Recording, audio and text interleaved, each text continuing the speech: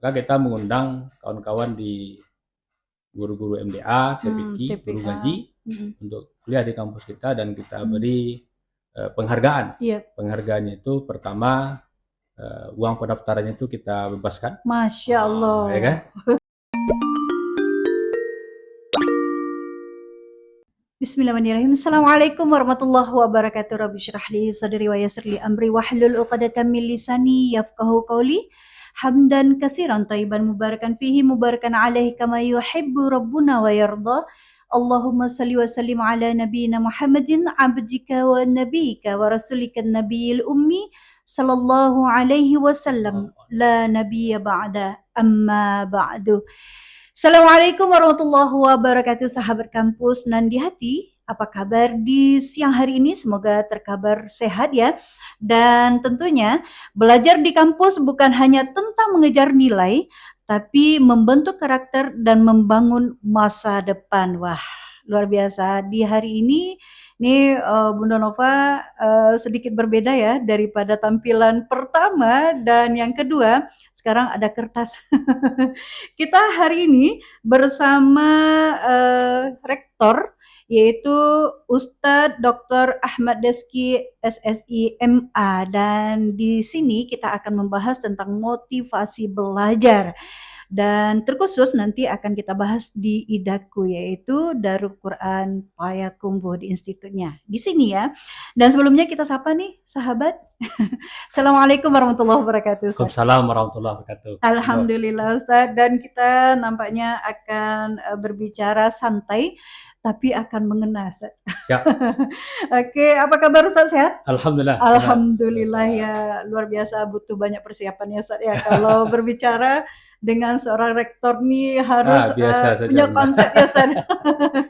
Alhamdulillah di pertemuan pertama dan kedua, alhamdulillah tentu banyak perbaikan-perbaikan lagi Ustaz.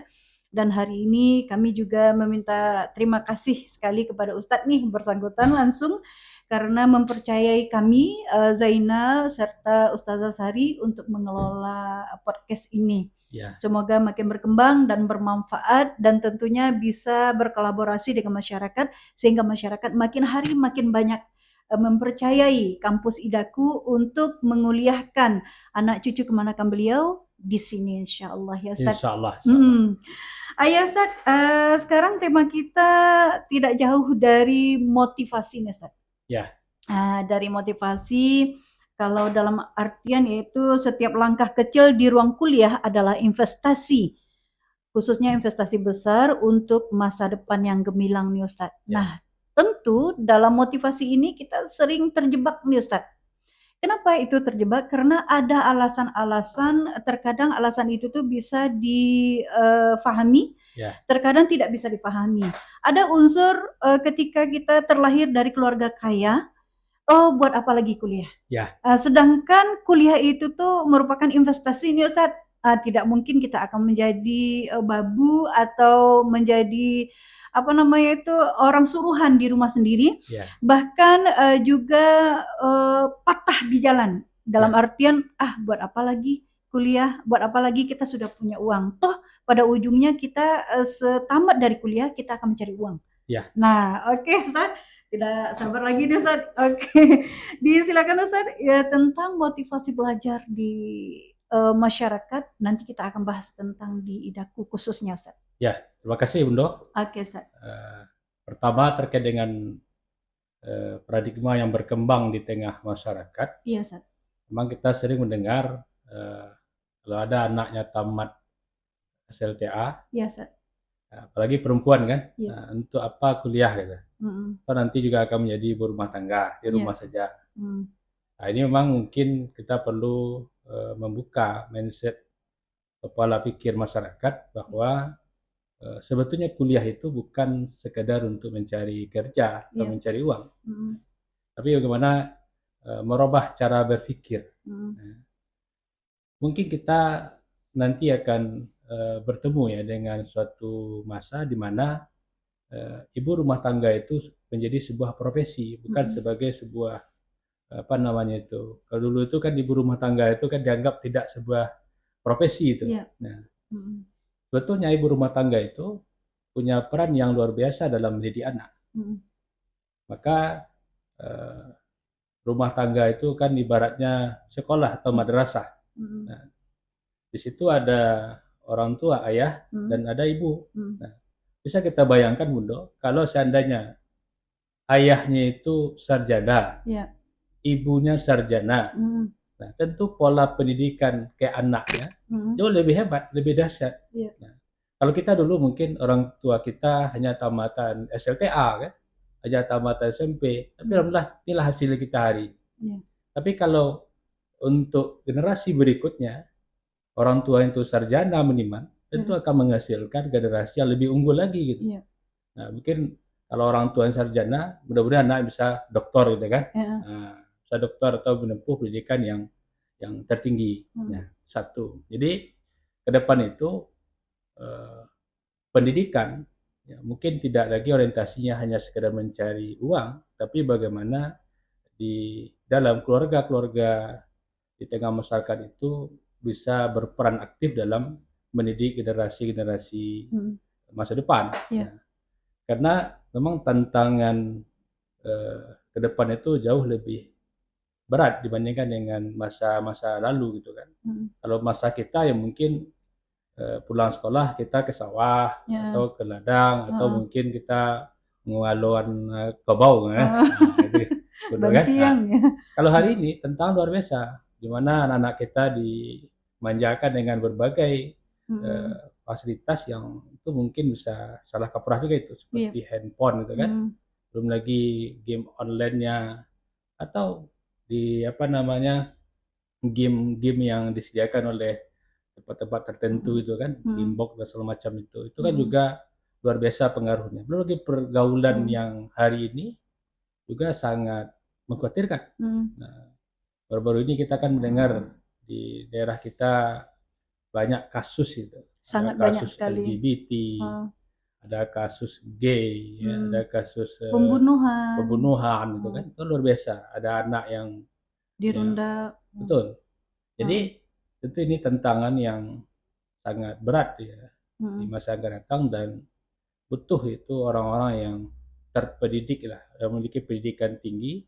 Maka kalau dulu misalkan paradigmanya cukup tamat SLTA, hari ini tidak mungkin lagi, harus tamat S1. Harus. Nah, kemudian yang kedua, mungkin juga ada perkembangan masyarakat itu terkait dengan ekonomi. Nah, kuliah itu mahal. Itu Bunda. Kuliah itu mahal.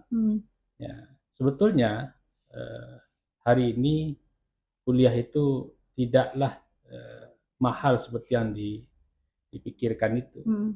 Bahkan hari ini kalau kita lihat di lembaga pendidikan, di TK, SD, SMP, ada PAUD, justru lebih tinggi dibandingkan dengan kampus. Nah, kita mungkin mendengar ada misalkan satu bulannya 300.000, ada 350.000, kan? Ada sampai 400-an itu. Tingkat PAUD, ya kan?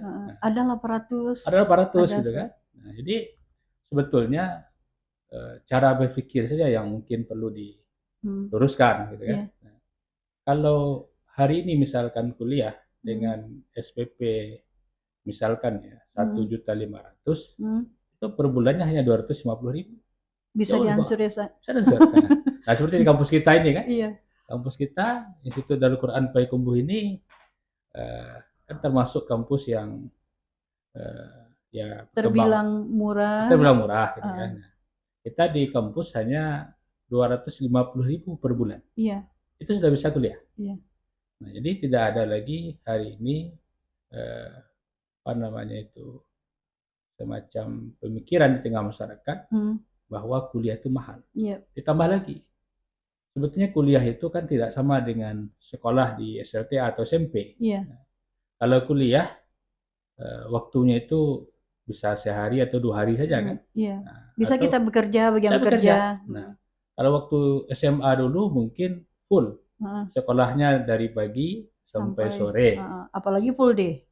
Nah, Senin sampai Jumat gitu kan. Nah, kalau di kampus kan tidak. Di kampus itu dituntut kreativitas mahasiswa. Kalau ada manajemen waktunya skill, ya. Mahasiswa punya skill dan dia bisa memanage waktu yang ada, justru mahasiswa itu bisa punya penghasilan yang lumayan besar juga. Iya. Contoh, dia punya kemampuan di bidang Al-Quran gitu kan. Kita kan ciri khas kampus kita Al-Quran Bundo kan. Iya. Nah, jadi mahasiswa yang semester 3 atau semester 2 justru sudah diminta untuk mengajar di berbagai lembaga gitu kan. Nah, itu luar biasa. Bahkan masyarakat sekali yang minta ya. gitu. Nah, artinya sudah bisa di semester 2, semester 3 sudah bisa berkiprah di tengah-tengah masyarakat dan itu menghasilkan. Iya. Nah, sebelum adanya KKN ya, Sat. Sebelum ada KKN. Ya. Dan seperti itu, Bro. Jadi terbantahkan itu kalau faktor ekonomi menjadi salah satu penghambat kita itu untuk kuliah. Justru mahasiswa-mahasiswa yang punya skill, yang punya kemampuan di bidang tertentu, justru itu dibutuhkan masyarakat. Iya. Nah. Kalau begini, Ustaz, kan ketika kita mengatakan di tengah masyarakat itu kan rame itu, Ustaz. Ya. Padusi mangga tuh kuliah aja ujung-ujungnya di rumah juga mengasuh anak juga kan gitu, Ustaz, gitu kan. Dan ada satu hal yang paling mengganggu sekali nih Ustadz ketika orang tua mengatakan seperti itu dan si anak tidak mampu untuk menjelaskan. Pertama. Yang kedua, ketika sudah terjadi rumah tangga, hubungan rumah tangga itu tuh Ustadz, dan si ibu yang tidak ada background pendidikan tadi, daripada anak menangis biarlah dikasih HP. Daripada anak menangis biarlah dikasih HP. Asalkan beliau antok kata beliau. Itu tuh sebenarnya salah luar biasa salahnya gitu Ustaz. Ujung-ujungnya nanti akan ada terjadi temperamen antara anak, ada terjadi KDRT yang lain sebagainya gitu ya. Jadi keberadaan kita yaitu kampus Idaku ini, Institut Darul Quran Payakumbuh ini memberikan fasilitas bahkan mewadahi ya Ustaz. Bagi ibu-ibu, bapak-bapak, rumah tangga yang lain sebagainya, bahkan tadi ada bapak-bapak kita yang sudah tua mendaftar ya Ustaz. Itu ada peluang kita untuk berani mengatakan pendidikan itu wajib ya Ustaz. Begini Bunda, sebetulnya di sekolah SMA atau madrasah itu dituntut juga peran dari guru untuk memberikan motivasi ke siswanya. Artinya jangan hanya puas sampai di tingkat SLTA saja.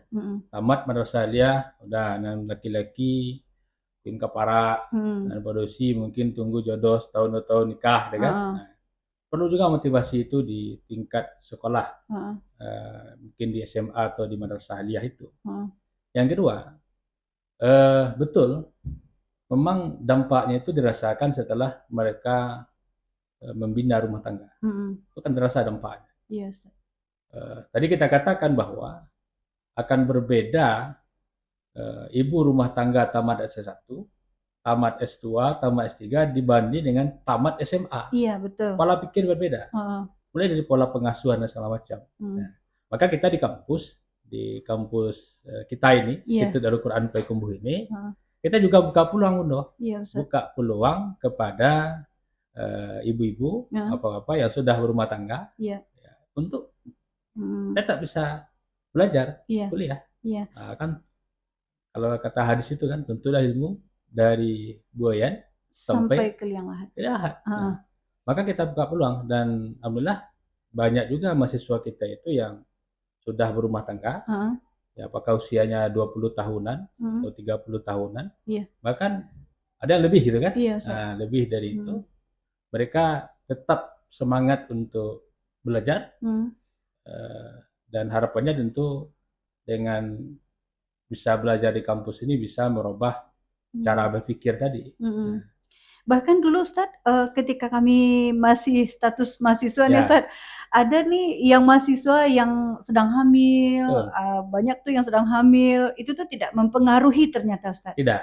Justru membantu kecerdasan anak yang di dalam. Gitu. Betul.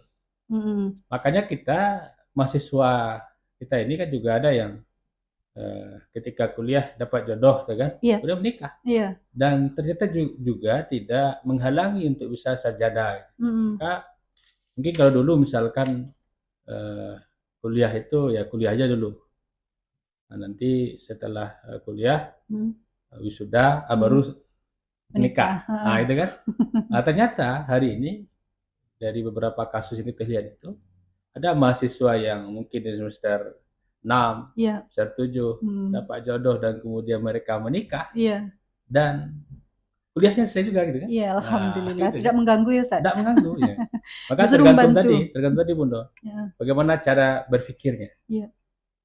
Motivasinya itu apa gitu. Nah, kalau cara berpikirnya kuliah itu dalam rangka untuk menuntut ilmu, bukan untuk mencari kerja atau mencari uang, insya Allah mereka akan jalani dengan mudah. Tapi kalau orientasinya materi, itu mereka akan terbebani. Nah, maka kita punya prinsip, kalau kita sudah sarjana, apalagi bisa S2 atau S3, insya Allah dunia akan mengejar kita. Iya, betul. Bahkan uang mencari-cari, Ustaz. Uang mencari-cari kita. Uang mencari-cari. Tapi kalau mungkin tamatan SMP, SD atau SMA, diragukan, Ustaz. Diragukan. Ya walaupun banyak juga kasusnya Bunda, ada yang kawan-kawan kita tamat SMP jadi pengusaha, berhasil juga. Tapi ada yang kurang dalam diri mereka itu, dan kurang, rohaninya kurang. Betul. Sehingga walaupun secara materi mungkin mereka itu cukup, tapi mereka masih merasa kurang. Iya, betul.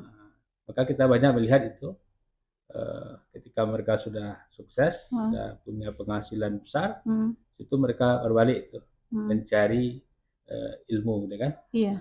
Belajar lagi gitu. Iya, sekurang-kurangnya kalau yang tamat SMP malu untuk melanjutkan lagi bisa paket atau yang lain sebagainya. Bahkan SMA ada juga tuh Ustaz, banyak tuh yang bertanya gitu kan Ustaz. Dan bahkan juga yang ini Ustaz, ketika kita sosialisasi nih Ustaz ke beberapa tempat gitu kan Ustaz. Pertanyaan yang paling sekali adalah ketika misal kata beliau 250 nih kan sekali sebulan ya Ustaz. Otomatis gaji beliau itu kan tidak cukup misalnya seperti itu Ustaz. Lalu boleh nggak berhutang? Nah, ketika kita sosialisasi mengatakan boleh, tapi asalkan komunikasi. Ketika komunikasi sudah dibangun, maka insya Allah kami mungkin yang sudah nih memprioritaskan ya belajar dulu, nanti kita cari solusinya. Namun yang 250 ini kategori wajib, itu yang paling murah sekali Ustaz. Jadi tidak jangan khawatir nih kawan-kawan yang ada di lapangan, yang di Kabupaten 50 Kota, bahkan di daerah tempat yang lain Ustadz, ada juga kawan-kawan kita di Setujuh kemarin juga bertanya nih Ustadz, bagaimana nih prosesnya dan lain sebagainya. Jadi intinya ketika motivasi yang sudah Ustadz sampaikan itu tuh adalah kembali kepada diri kita kembali. Seandainya kalau itu dari poin hati, maka mereka apapun tantang bisa diitukan ya Ustadz. Ya, gini Bunda. Sebetulnya ketika kita sudah punya niat, kemudian kita berazam untuk melaksanakan niat itu, Allah akan berikan kemudahan. Maka kemudahan itu akan datang ketika kita melangkah. Tapi kalau kita lihat dari serangan, misalnya kita akan jalan atau melompat gitu. Kalau kita melihat misalkan dari jarak lompatan kita biasa, kemudian ini sungai ataupun jarak lebih panjang gitu kan, mungkin. Tapi coba misalkan ketika kita dikejar oleh seseorang, atau ketika kita dikejar oleh anjing gila, itu sungai ataupun banda itu yang tadinya mungkin dalam pikiran kita tidak mampu untuk menyeberangi atau melompat itu, ketika kita kejar, ada semangat dalam diri kita untuk mengatakan bisa. Itu kan? Iya, betul. Sehingga yang tadi mungkin menurut kita tidak bisa, ketika kita sudah punya dorong yang kuat dan kita katakan kita bisa, pasti kita sampai seberang. Berinding saya. Ya, maka gini, kalau ada orang misalkan yang di awal dia belum apa-apa, kemudian dia mengatakan tidak bisa, sebetulnya masih banyak potensi dirinya yang belum dia temukan. Iya, betul. Berarti otomatis kita harus keluar dari zona nyaman dulu. Betul, ya Ustaz? Ketika seseorang dia tidak terbiasa keluar dari zona nyaman, biasanya dia tidak suka tantangan. Kalau dia tidak suka tantangan, dia itu mematikan potensi yang ada dalam dirinya itu. Padahal kalau digali, luar biasa. Maka coba lihat di kampus kita, misalkan ada kemarin itu dari beberapa daerah, dan dari Sejunjung. Contoh itu mungkin tahun kemarin itu. Awalnya Bang agak merasa pesimis. datang ke Payakumbuh, kemudian mau tinggal di mana, bagaimana kehidupannya, keuangannya, segala macam. Nah, tapi ternyata setelah 1 semester atau sekitar belum sampai setahun di Payakumbuh, ternyata dia udah nampak potensi dirinya dan dia bisa mengembangkannya, sehingga sekarang udah terpakai itu. Masya Allah. Di beberapa lembaga pendidikannya. Nah, artinya gini, jadi mungkin sebagian dari mungkin orang tua juga ya, rasa takut dan khawatir lebih tinggi. Ya. Takut putus di tengah jalan. Nah, maka kita sebetulnya yang paling dimunculkan pertama itu adalah kemauan. Kemauannya, Ustaz. Kalau sudah ada kemauan, pasang niat, silahkan berazam, jalan. Soalnya jadi. Luar biasa. Berarti Ustaz, yang Ustaz sampaikan tadi dari awal tadi, itu tuh sudah menjawab sebenarnya tantangan atau problematika yang ada di hati adik-adik kita yang tamatan SMA nih, yang lebih memilih stay atau duduk di kafe-kafe. Ingin kuliah, takut ndak ingin kuliah, bagaimana? Karena mereka harus hidup dan berkembang gitu kan, Ustaz. Jadi antara motivasi serta kiat-kiat serta sukses menempuh pendidikan itu tuh sebenarnya ketika kita jeli, apalagi ini medsos luar biasa nih Ustaz ya.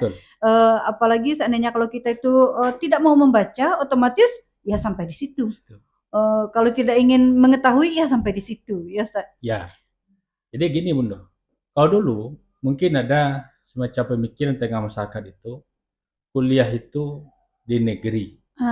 Kalau di swasta, pertama mahal. Yang kedua, ijazahnya mungkin dikeragui. Kan gitu ya dulu. Tapi hari ini sebetulnya kuliah itu tidak lagi beda antara kampus negeri dan swasta, sudah sama. Dan pemerintah tidak membedakannya. Apa yang ada di negeri itu juga ada di swasta. Nah, sekarang nanti membedakan kampus itu adalah pertama dari segi akreditasi. Di kampus negeri, kampus swasta, ketika dia sudah terakreditasi sama-sama baik, maka sama. Standar nilai akreditasi itu kan sama. Ketika BAN PT, asesor BAN PT itu melakukan visitasi di kampus negeri, di kampus swasta sama. Jadi ketika kampus swasta itu nilainya atau akreditasinya baik sekali, kampus negeri baik sekali, berarti mereka setara. Dan ada lagi beda. Begitu dengan tenaga pendidiknya, dosennya sama. Dosen-dosen di negeri mungkin dia punya kesempatan juga untuk lanjut studi, beasiswa S3, dan di kampus swasta juga sama. Sama, tidak ada bedanya gitu. Makanya hari ini tidak ada bedanya kampus negeri dan kampus swasta. Yang penting adalah pertama, kampus itu terdaftar di PD Dikti.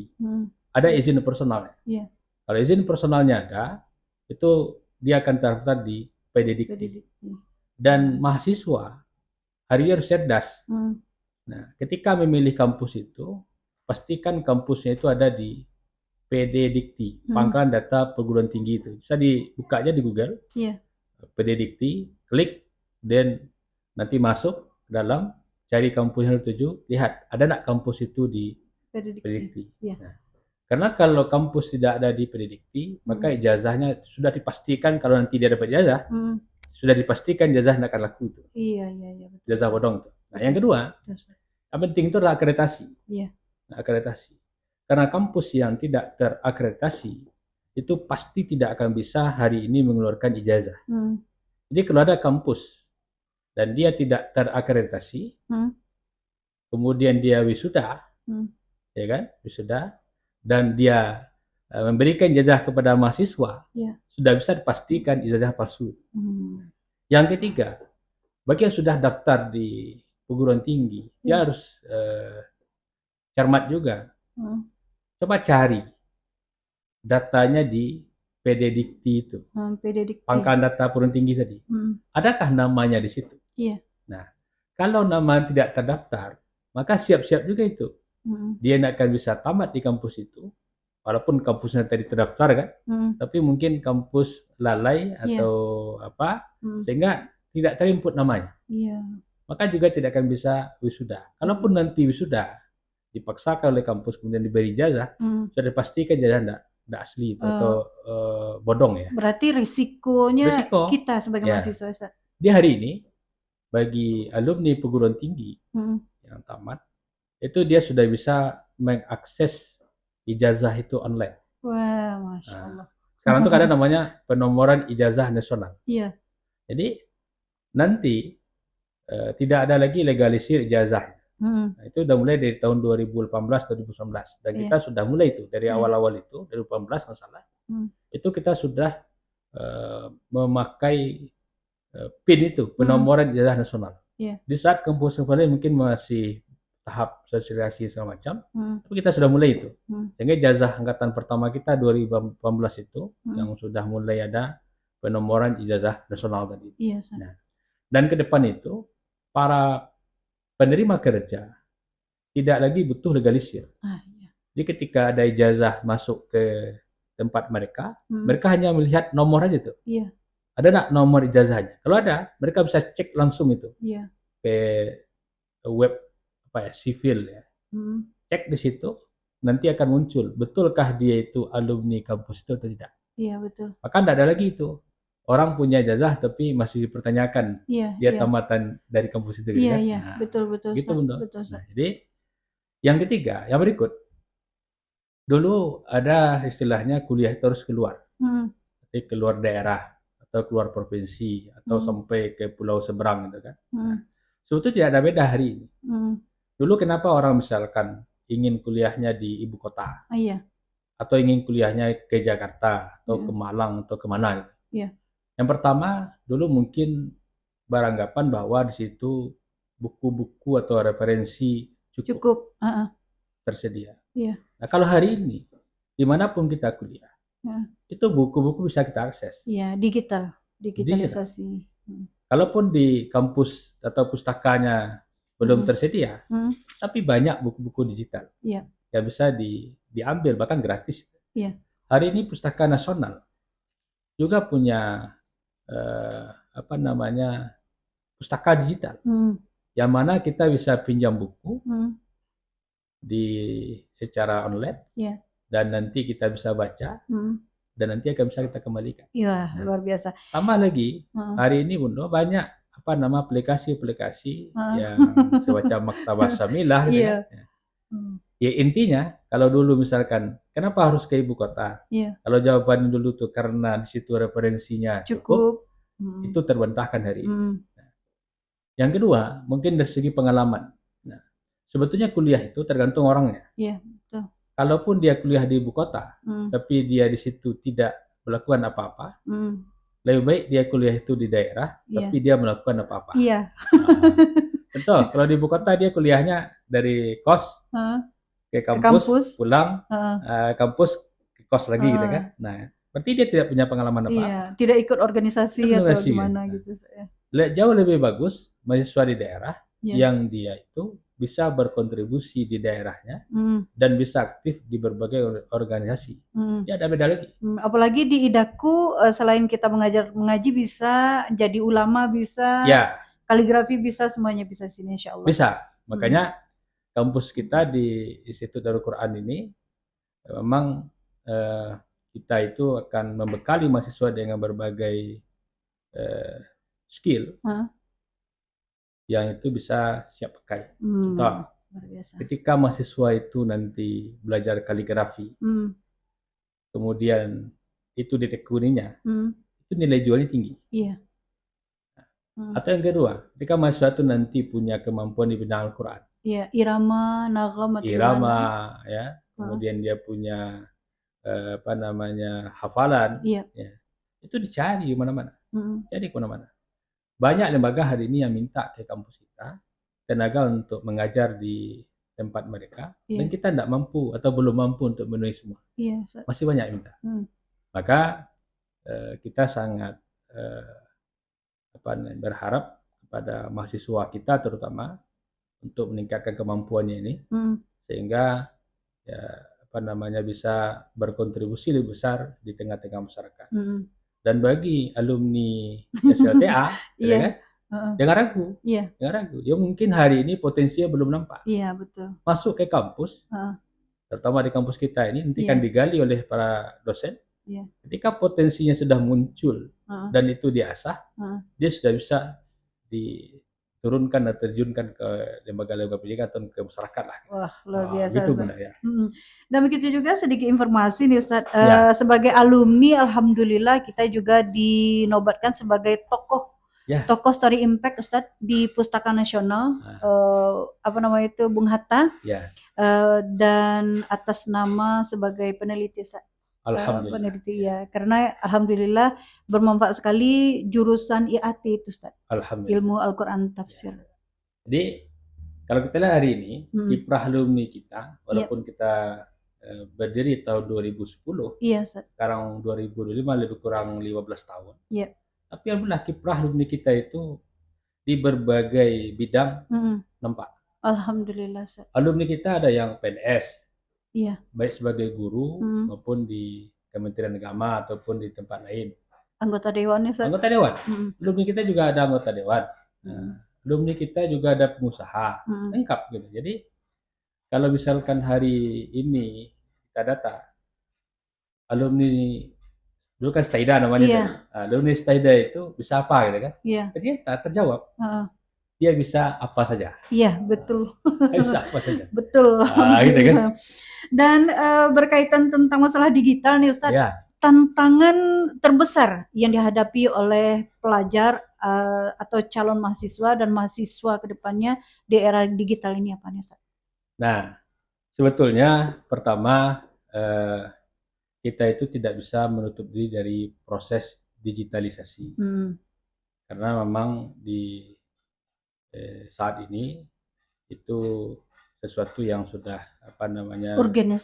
Nah, maka kita di kampus, alhamdulillah seluruh kegiatan perkuliahan itu terekam dalam sistem, namanya kan sistem e-kampus. Mulai dari absen mahasiswa sampai ke absen dosen, proses perkuliahan, tugas-tugas itu sudah terdokumentasi dalam bentuk digital. Dan kita juga sedang mengembangkan konsep untuk pembelajaran secara digital juga. Maka di dalam sistem e-kampus itu juga ada e-learning itu kan. Dan juga nanti kita akan memperkuat sistem itu dengan yang lain, sehingga ke depan itu seluruh kegiatan yang ada di kampus itu sudah bisa berbasis digital. Gitu kan? Apalagi sekarang AI lah maraknya. Luar biasa. Nah, kemudian bagi para pelajar, sebetulnya pelajar dan mahasiswa, sebetulnya itu salah satu kemudahan juga. Ketika mereka menguasai produk digital itu, justru akan memudahkan mereka dalam kuliah atau dalam belajar. Maka hari ini misalkan ketika ada dosen atau guru yang tidak melek dengan teknologi akan tinggal. Nah, apalagi masih berkutat dengan satu buku atau satu kitab, akan tinggal. Hari ini siswa bisa mengambil referensi dari berbagai sumber. Iya betul. Banyak sekarang. Nah, jadi kalau mahasiswa ataupun siswa itu melek dengan teknologi dan dia sangat paham dengan dunia digital itu, justru akan membantu. Walaupun nanti memang ada juga sisi negatifnya. Bisa jadi pertama interaksi sudah mulai berkurang, kan? Nah, kalau interaksi sudah mulai berkurang, kadang nggak tahu lagi ini mana dosennya mana mahasiswanya, atau nanti guru sudah mulai berkurang interaksi dengan siswa, ya hati tidak tersambung lagi. Betul. Itu yang menjadi sisi negatifnya gitu kan. Tapi rasanya dampak positif jauh lebih besar kalau itu dimanfaatkan dengan baik. Nah, gitu. Ustadz, sebelum closing statement, Ustadz, mengapa memilih Idaku jikalau masyarakat bertanya, Ustadz? Ya, gini. Pertama, dari letak geografisnya, kampus kita letaknya di kota Payakumbuh. Kita sangat mengenal kota Payakumbuh ini dari segi keindahan alamnya gitu kan. Ini orang berwisata alam pilihannya ke Payakumbuh. Suasananya lebih nyaman, sejuk, asri gitu kan. Nah, strategis ya, Ustaz? Strategis. Kita berada di kota yang sangat strategis, jalur perlintasan dari Pekanbaru, dari Riau ya, kemudian dari apa namanya ini daerah Lintau, Kabupaten Datar. Iya, ada kita gedung Madinah ya, Ustaz? Ada gedung Madinah ya. Jadi letak kita di posisi yang sangat strategis. Iya. Itu satu. Yang kedua, kampus kita ini memang fokus atau konsen di bidang Quran. Iya. Yang kedua, sehingga mahasiswa di dalam perkuliahan mereka akan belajar banyak tentang Quran ini. Iya. Misalkan tentang qiraat. Qiraat itu mungkin sudah mulai langka. Sudah tidak banyak lagi mungkin orang yang belajar qiraat. Iya. Atau mungkin belajar qiraat secara teori. Tapi kita di kampus alhamdulillah belajar qiraatnya praktek. Yeah. Bagaimana qiraatnya nafi'? Memang diajarkan seperti apa qiraat nafi' itu. Dengan pakarnya. Dengan pakarnya. Alhamdulillah kita dibantu oleh Ustadz Rusdi Kinan. Yeah. Nah, kalau di dunia qiraat di Indonesia, mungkin beliau termasuk salah satu pakar lah. Pakar ya, Ustaz. Bersyukur sekali, Ustaz ya. Syukur sekali. Nah, begitu juga di kampus kita belajar tentang kaligrafi seperti diceritakan tadi. Yeah. Dan itu masuk ke dalam kurikulum. Yeah. Tidak kegiatan ekstrakurikuler, dalam kurikulum. Karena belajar tahfiz, tahsin gitu kan. Jadi itu mungkin yang membedakan kampus kita dengan kampus-kampus yang lain, di mana mahasiswa dibekali dengan ilmu Al-Quran, sehingga dengan ilmu Al-Quran itu mereka bisa berkiprah di tengah-tengah masyarakat. Oke, luar biasa. Oke, Ustaz, dan di gelombang ketiga ini alhamdulillah nih sahabat kampus kita masih membuka pendaftaran nih untuk mahasiswa baru atau mahasiswa yang akan mungkin terputus di kampus yang lain menerima kedatangan sahabat di mana saja berada. Ya. Dan terakhir nih Ustaz. Ada terakhirnya Bunda. Iya, closing statement-nya Ustaz. Ini memang kita punya program hari ini. Iya. Bagaimana kawan-kawan di guru ngaji. Iya. Guru ngaji apakah di TPA, MDA, TPQ gitu kan. Iya. Kita memang memanggil atau mengundang lah kawan-kawan kita untuk bisa melanjutkan studi. Iya. Bagi yang belum. Iya. Nah, karena memang tantangan ke depan kita ceritakan tadi itu jauh lebih berat dan butuh sosok pengajar yang tangguh. Iya. Dan diantaranya tentu dengan menambah ilmu di perguruan tinggi. Iya.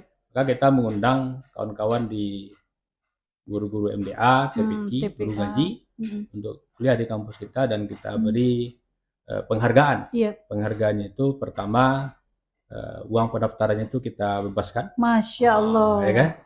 Yang kedua tidak ada membayar uang pembangunan. Iya. Nah, artinya tinggal kuliah dan bayar SPP hanya 250.000 per bulan tadi. Iya. Insya Allah dalam 4 tahun yang akan datang sudah bisa sarjana. Wah, luar biasa nih. Dan sebelum closing statement itu sudah ya Ustaz ya? Sudah. Oh, sudah. Dan baik, ternyata sudah nih sahabat kampus dan alhamdulillah juga kami panggil atau himbau kepada kawan-kawan yang sudah PNS, yang P3K, yang belum menamatkan S1-nya, yang masih SMA, bahkan kawan-kawan kita yang masih ada di peternakan, berkeinginan ingin kuliah. Dan kami membuka pintu sahabat kampus nih yang ada di Institut Darul Quran Payakumbuh untuk datang melihat jurusan apa yang cocok rasanya untuk sahabat kampus di mana saja berada. Ya, kita ada 4 prodi Bunda ya. Iya, Ustaz. Prodi Pendidikan Agama Islam. Ya. Itu orientasi menjadi guru PAI. Iya, Ustaz. Prodi Pendidikan Bahasa Arab itu nanti menjadi guru bahasa Arab ya, di madrasah atau di sekolah. Kemudian ada prodi ilmu Al-Quran Tafsir. Iya, Ustaz. Nah, itu bisa menjadi penyuluh, bisa menjadi dosen, gitu kan? Iya, bahkan bisa menjadi peneliti, Ustaz. Peneliti, ini contohnya peneliti. Iya, peneliti, Ustaz. Nah, kemudian yang keempat ada prodi studi Islam. Iya. Studi Islam ini prodi kalau di Sumatera, Bundo, kita satu-satunya baru ini. Yang swasta, Ustaz? Yang swasta. Masya Allah. Kalau Sumatera Barat kita satu-satunya, yang S1. Wah, ini luar biasa nih. Di kampus lain yang mungkin belum ada. Iya, Ustaz. Yang ada di prodi pasca ya. Iya. S2 atau S3. Kita S1. Jadi kalau Indonesia itu nggak salah program studi Islam ini hanya baru ada di 3 kampus. Iya, Ustaz. Satu di Jogja kalau salah, yang kedua itu di Medan, dan kita yang ketiga. Wah, selain dekat, semakin digali nih semua jurusan semakin menarik nih sahabat kampus. Ya. Oke.